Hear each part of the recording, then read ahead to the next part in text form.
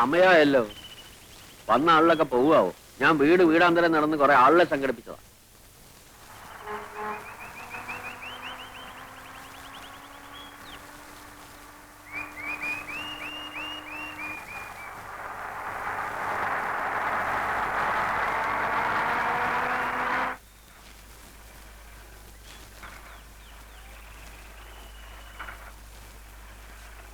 കുടുംബാസൂത്രണ ക്യാമ്പിന്റെ ആൾക്കാരല്ലേ? അതെ. ഉദ്ഘാടനത്തിന് ബീഡിയേക്ക് വരാൻ പറ്റില്ല എന്ന് പറഞ്ഞു. അദ്ദേഹത്തിന്റെ അച്ഛന് അസുഖം കൂടുതലാണത്രേ. അതുകൊണ്ട് വേറെ ആരെങ്കിലും വിളിച്ച് ചോദിച്ചോളാൻ പറഞ്ഞു. ഇനിയിപ്പോ 11 മണിക്കൂർ ആരെ അന്വേഷിച്ചു പോകാനാനിയാ? തന്തയ്ക്ക് സൂക്കേട് വരാൻ കണ്ട ഒരു സമയം. നിങ്ങളത് ഏറ്റപ്പോഴും മനസ്സിലായി. കുഴയ്ക്കുള്ളൂ. ഞാനും ചെയ്യാനാ. ഇനിയിപ്പോ ഒരൊറ്റ പോവഴിയുള്ളൂ. ഞാൻ പറഞ്ഞേക്കാം, നിങ്ങൾ എല്ലാവരും കൂടെ നിർബന്ധിക്കുകയാണെങ്കിൽ ഞാൻ ആ കർത്തവ്യം കൊണ്ട് നിർവഹിക്കാം. അതേതായാലും വേണ്ട. നാട്ടുകാർക്ക് പരിചയമില്ലാത്ത ആളായിരിക്കണം. അങ്ങനെ ഒരാളെ ഇപ്പൊ എവിടെ അന്വേഷിച്ചു പോകാനാ? നാട്ടുകാർക്ക് പരിചയമില്ലാത്ത ഒരാളെ.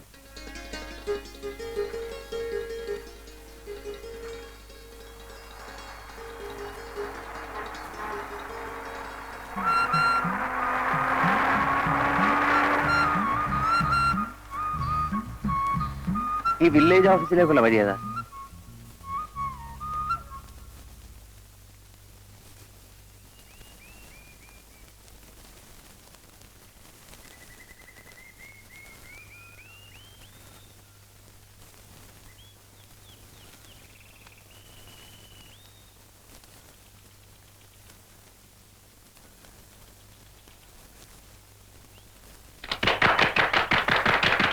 മാത്രമുള്ള നല്ലവരെ കൊണ്ട് മാത്രം നിറഞ്ഞ ഒരു ചെറിയ ഗ്രാമപ്രദേശമാണ് ഞങ്ങളുടെ.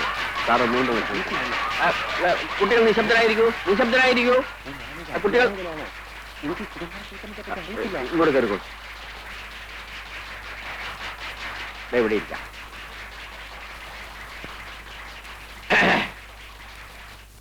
പ്രിയപ്പെട്ട നാട്ടുകാരെ, നാം ഏവരും അത്യാകാംക്ഷയോടെ കാത്തിരുന്ന നമ്മുടെ പ്രിയപ്പെട്ട ഉദ്ഘാടകൻ എത്തിക്കഴിഞ്ഞു. ഇനി അദ്ദേഹം നിങ്ങളോട് സംസാരിക്കുന്നതായിരിക്കും. വരൂ.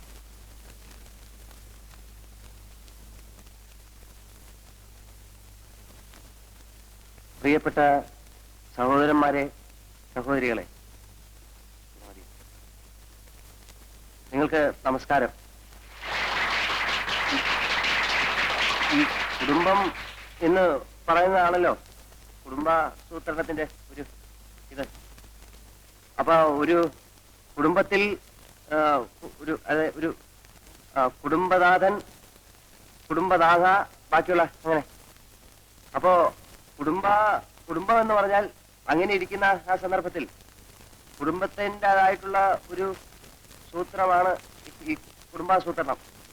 അപ്പോ ഈ കുടുംബപരമായിട്ടുള്ള കുടുംബത്തിൽ കൂടുതൽ കുട്ടികൾ ഉണ്ടായാലുള്ള കഷ്ടപ്പാടുകളെ കുറിച്ച് ഞാൻ ബുദ്ധിമുട്ടേണ്ടതില്ലല്ലോ. ചുരുക്കത്തിൽ കുടുംബം, കുടുംബനാഥൻ, കുടുംബിനി, കുടുംബാസൂത്രണം. അപ്പോ കുടുംബാസൂത്രണത്തെ കുറിച്ച് ഇതിൽ കൂടുതലായി ഞാൻ നിങ്ങൾക്ക് പറഞ്ഞു തരേണ്ടതില്ലല്ലോ. ഞങ്ങളുടെ മാനം രക്ഷിച്ചതിന് വളരെ നന്ദി. നിങ്ങൾക്ക് എന്റെ നമസ്തേ.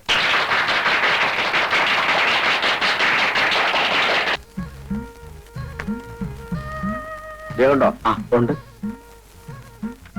നമസ്കാരം. ഞാൻ ഇന്നലെ വൈകുന്നേരം ഒന്നും കൂടെ ഇറങ്ങണമെന്ന് വിചാരിച്ചതാ. അവിടെ ഈ സ്റ്റേജ് അഴിപ്പിക്കാനും മൈക്കിന്റെ ആളിനെ പറഞ്ഞു വിടാനും വേണ്ടി കൂടെ നിൽക്കേണ്ടി വന്നു. ഈ നാട്ടുകാരുടെ മുമ്പിൽ ഒരു ഉത്സാഹിയായിട്ട് നിന്നാലല്ലേ അടുത്ത തിരഞ്ഞെടുപ്പിനെങ്കിലും ഒന്ന് കടന്നുകൂടാൻ പറ്റും. അപ്പോ തെരഞ്ഞെടുപ്പിനൊക്കെ നിൽക്കാറുണ്ടല്ലേ? ഉണ്ട്. പ്രായപൂർത്തി വോട്ടവകാശം തുടങ്ങിയ അന്ന് മുതൽ ഇന്ന് വരെയുള്ള എല്ലാ തെരഞ്ഞെടുപ്പിലും ഞാൻ മത്സരിച്ചു. പക്ഷെ ഒരു പഞ്ചായത്ത് മെമ്പർ ആവാൻ പോലും ശങ്കരനായർക്ക് സാധിച്ചിട്ടില്ല. നാട്ടുകാരുടെ ഭാഗ്യദോഷം, അല്ലാതെ എന്ത് പറയാനാ? അല്ലേ സാറേ? അപ്പോ താമസമൊക്കെ ഇവിടെ തന്നെ ആക്കിയല്ലേ? അതാ ഇപ്പൊ ഒരു ബുദ്ധിമുട്ട്. ഇതിനു മുമ്പുണ്ടായിരുന്നാൽ ഇതിന്റെ പുറയിലാ താമസിച്ചേ. ആ, അതുകൊണ്ട് ഞാൻ ഇന്നലെ അവിടെ കിടന്നു. ഈ പാറ്റ എട്ടുകാലിയെ കൊണ്ട് ആകെ വൃത്തിയിട്ട് കിടക്കുക. എലികളാണെങ്കിൽ എണ്ണിയാ തീരാത്തത്രയുണ്ട്. അതുകൊണ്ട് താമസിക്കാനൊരു വീട് കിട്ടാൻ എന്താ ഒരു വഴി? വഴിയൊക്കെ ഉണ്ട്. എത്ര രൂപ വാടക തരും? കൊള്ളാവുന്ന സ്ഥലമാണെങ്കിൽ എത്രയായാലും വിരോധമില്ല. എന്നാൽ നമ്മുടെ ഒരു വീടുണ്ട്, താമസിക്കാൻ ആളില്ലാത്തതുകൊണ്ട് ഒഴിച്ചിട്ടിരിക്കുക. നോക്കാൻ വിശ്വസിക്കാവുന്ന ഒരാളുണ്ടായാൽ നല്ലതാണല്ലോ. അത് മതിയെങ്കിൽ തരാം. അപ്പൊ നമുക്ക് വീടൊന്ന് കാണാമല്ലോ. നോക്കാം, ഇപ്പൊ തന്നെ പോവാം. അയ്യോ, ഇപ്പൊ ഓഫീസ് ടൈം അല്ലേ? നമുക്ക് 5 മണി കഴിഞ്ഞ് പോവാം. ഇവിടത്തെ ഓഫീസൊന്നും അത്ര വലിയ കഥയല്ല. മറ്റു ജോലികളൊക്കെ കഴിഞ്ഞ് സമയം ഉണ്ടെങ്കിൽ ഇവിടെ വരെ ഒന്ന് വന്നിട്ട് പോവാ, അത്രേ ഉള്ളൂ. എനിക്കത് ഇഷ്ടമല്ല. ചെയ്യുന്ന ജോലിയോട് നീതി പുലർത്തണമെന്ന് നിർബന്ധമുള്ള ആളാ ഞാൻ. അതുകൊണ്ട് ശങ്കരൻ നായർ 5 മണി കഴിഞ്ഞ് വരൂ, പോകാം. അപ്പൊ എങ്ങനെയാ, ഇത് മതിയോ? കൊള്ളാം, പക്ഷെ ആ കൂടെ ഒന്ന് വൃത്തിയാക്കാനുണ്ട്. അതൊക്കെ നമുക്ക് നാളെ ശരിപ്പെടുത്താവുന്നേ ഉള്ളൂ. ഇതിനേക്കാൾ കൊള്ളാവുന്ന ഒരു സ്ഥലം ഈ പ്രദേശത്ത് കിട്ടാനില്ല. എന്നാ പിന്നെ ഞാൻ എത്രയും പെട്ടെന്ന് ഇങ്ങോട്ട് മാറുകയാണ്. എന്നാ വരൂ, നമുക്കിത് കിട്ടാനുള്ള വഴി നോക്കാം. ആഹാ, അപ്പൊ ശങ്കരൻ നായരുടെ അല്ലേ ഈ സ്ഥലം? ശങ്കരൻ നായരുടെ അല്ലേന്ന് ചോദിച്ചാൽ ഇവിടെ വടക്ക് പുഴയ്ക്കക്കരെ താമസിക്കുന്ന പറഞ്ഞാൽ തിരിയാത്തൊരു കൃഷ്ണൻകുട്ടി നായരുണ്ട്. അയാളുടെ ഒരു ഉറ്റ സ്നേഹിതനുണ്ട്, ഒരു രാരിച്ചൻ നായർ. അയാൾ എന്റെ സ്നേഹിതനാ. അയാൾ പറഞ്ഞാൽ ചിലപ്പോ കിട്ടിയത്. എന്താ ഇങ്ങനെ പുറത്തിറങ്ങി നിൽക്കുന്നത്? പ്രാന്തൽ വെക്കാൻ വന്നതാ. അത് ഞാൻ വന്നിട്ട് കൊണ്ടുവച്ചാലും മതിയല്ലോ. കണ്ണി കണ്ടവന്മാരൊക്കെ നടക്കുന്ന സ്ഥല. നീ ഇങ്ങനെ അണിഞ്ഞിറങ്ങി വിളക്കിന്റെ മുമ്പിൽ നിന്നാല് ഞാനൊന്നും പറയണില്ല. ഞാൻ പകല് മുഴുവൻ വാതിലടിച്ച് അകത്തിരിക്കുകയായിരുന്നു. അറിയാം, രാത്രി ആയാലും അങ്ങനെ തന്നെ ഇരുന്നാ മതി. കാമദേവൻ വന്ന് വിളിച്ചാലും എന്റെ ശബ്ദം കേൾക്കാണ്ട് വാല് തുറക്കണ്ട. ഇവിടെ വന്ന് ആരും എന്നെ നോക്കി നിൽക്കാറില്ല. ആര് പറഞ്ഞു? കണ്ടും കാണാതെ ഞാൻ ദിവസവും കേട്ടുകൊണ്ടിരിക്കണതല്ലേ. ശങ്കരൻ നായരുടെ ഭാര്യ ചെറുപ്പമാണ്, സുന്ദരിയാണ്. നീ അത്ര വലിയ സുന്ദരിയൊന്നും അല്ല. എന്നാലും മനുഷ്യന്റെ മനസ്സമാധാനം നഷ്ടപ്പെടാൻ പോരെ. ആരാ?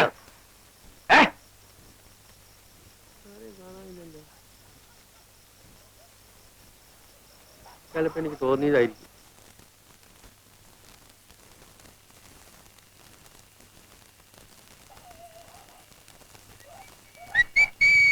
ആരാണ്? പട്ടി. അല്ല, ചേട്ടൻ എന്താ കസേര പിടിച്ചിട്ട് വഴി മുടക്കിയിരിക്കുന്നേ? പട്ടിയും പൂച്ച നാട്ടിക്ക് കയറാതിരിക്കാനാ. ഞാനൊരു സഹായം ചോദിക്കാനാ വന്നെ. സഹായം ചോദിക്കൽ പകലായാ പോരെ? വളരെ അർജന്റാണ് ചേട്ടാ. വളരെ നീണ്ട കാര്യമാണെങ്കിൽ നമുക്ക് നാളെ കാലത്തെ സംസാരിക്കാം. ചുരുക്കി പറയാം. എന്റെ അമ്മ മരിക്കുന്ന കാലത്ത് എനിക്ക് 12 വയസ്സായിരുന്നു. അന്ന് മരിക്കാൻ കിടക്കുന്ന നിന്റെ അമ്മയോട് രാരിച്ചൻ നായർ സത്യം ചെയ്ത് പറഞ്ഞതാ, രാധയെ നിനക്ക് കല്യാണം കഴിച്ചു തരാം. ഇത് ഈ നാട്ടിൽ നീ എല്ലാവരോടും പാടിക്കൊണ്ട് കിടക്കുന്ന പാട്ടല്ലേ വാസുണ്ണി? എത്ര പാടിയിട്ടും ഒരു പ്രയോജനവും ഇല്ല ചേട്ടാ. ഓടിയാത് വാതിലടച്ചിട്ട് പോവും. പൊക്കോളൂ. രാരിച്ചൻ അമ്മാവനോട് ചേട്ടൻ ഒന്ന് പറയണം. സംസാരിക്കാം. ഇപ്പോഴെങ്കിലും പറഞ്ഞില്ലെങ്കിൽ ആകെ പ്രശ്നം. നമുക്ക് നാളെ കാലത്ത് സംസാരിക്കാം. പൊക്കോളൂ. തള്ളല്ലേ, വെച്ചോളാം. Torch torch torch. ചേട്ടൻ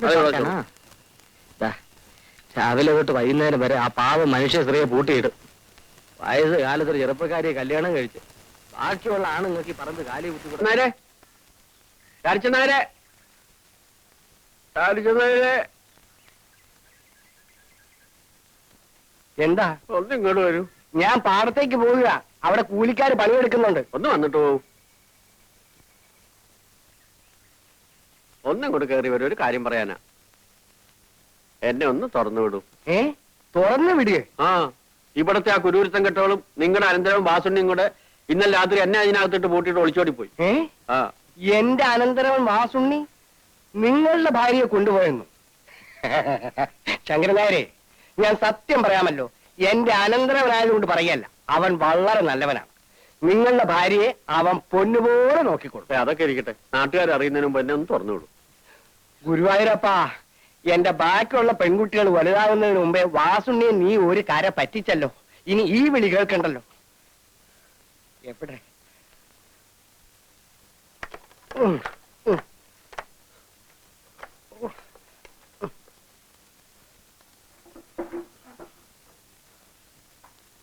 ശങ്കരനായരെ, വലിയ താഴിട്ടാ പൂട്ടിയിരിക്കുന്നത്. ഞാൻ ഒറ്റയ്ക്ക് പിടിച്ചാ കിട്ടൂല. തന്നെയല്ല, ഒരാൾ പൂട്ടിയ താഴെ മറ്റൊരാൾ തുറന്നാ പോലീസ് കേസാവും. എന്തായാലും തനിക്ക് വേണ്ടി ഞാൻ പോയി കൊല്ലനെ വിളിച്ചുകൊണ്ട് വരാം.